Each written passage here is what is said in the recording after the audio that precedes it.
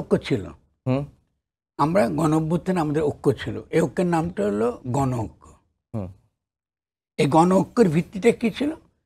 ফ্যাসিবাদ, ফ্যাসিস্ট শক্তি, ফ্যাসিস্ট রাষ্ট্র ব্যবস্থার বিরুদ্ধে জনগণের ঐক্য, হুম গণতান্ত্রিক ঐক্য, Democratic unity of the people. এই গণতান্ত্রিক ঐক্যকে ধ্বংস করার জন্যই তথাকথিত জাতীয় ঐক্যের কথা তোলা হয়েছে। আচ্ছা তাহলে গণ ঐক্য, ঐক্য ধ্বংস করছে সেসব রাজনৈতিক দলগুলো, এমনকি বর্তমান সরকারও, যখন তারা গণ ঐক্যর বিপরীতে তারা তথাকথিত রাজনৈতিক দলগুলোর ঐক্যের কথা বলা শুরু করলো।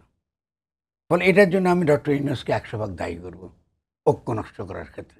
তিনি তো জনগণকে ডাকেন নাই, কিন্তু রাজনৈতিক দল তো গণ অভ্যুত্থান করে নাই, রাজনৈতিক দলের কর্মীরাই করেছে, হুইচ ইজ গুড। আমরা তো দল আকারে তো একত্রিত হই নাই, যে একটা মোর্চাবন্দি করি নাই। তাহলে আমরা দেখেছি মোর্চা না বেঁধেও আমরা আমাদের বৃহত্তর স্বার্থে আমরা একটা ঐক্য করেছি। তো ডক্টর ইউনূস রাজনৈতিক দলগুলোর সঙ্গে কথা বলবার মধ্য দিয়ে এখন একটা অত্যন্ত গভীর রাজনৈতিক সংকট তৈরি করেছেন।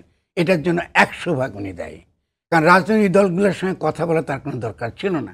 তার একমাত্র দরকার ছিল জনগণের সঙ্গে কথা বলা, যারা আন্দোলন করেছে এবং শেখ হাসিনাকে তাদেরকে কি পালাতে বাধ্য করেছে। সেক্ষেত্রে বিভিন্ন গ্রুপ আছে, বিভিন্ন সোশ্যাল কী বলে আমরা সিভিল সমাজ আছে, সমাজে বিভিন্ন বিভিন্ন ক্ষেত্রে আপনি শ্রমিক রয়েছে, সেখানে আপনি মেয়েরা রয়েছে, সেখানে বিভিন্ন ব্যবসায়ীরা আছে, আপনি বিভিন্ন রকম সমাজের প্রতিষ্ঠান রয়েছে যেখানে জনগণকে তারা রিপ্রেজেন্ট করে।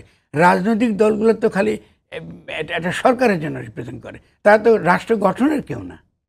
তাহলে তার উচিত ছিল জনগণের সঙ্গে কথা বলা। তা তিনি জনগণের সঙ্গে যখন কথা বলেন নাই, ফলে আমি বলবো যে আজকে যে তিনি কোনো জাতীয় ঐক্যমত্য যদি তিনি করতে না পারেন, তার জন্য 100% তিনি দায়ী।